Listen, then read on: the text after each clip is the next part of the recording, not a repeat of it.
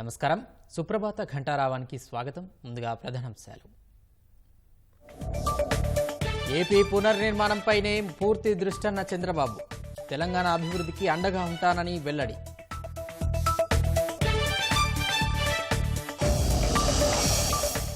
YCP పాలనలో భూదందాల నిగ్గు తేల్చేందుకు సిద్ధమైన ప్రభుత్వం.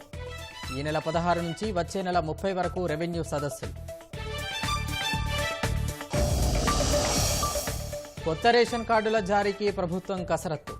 వివాహ ధృవపత్రం చూపిస్తే కొత్త జంటలకు జారీ చేసే విధానం.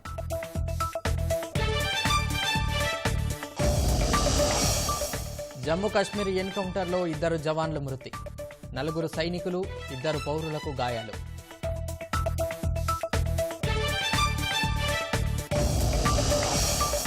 ప్యారిస్ ఒలింపిక్స్లో ముగిసిన భారత్ ఆట.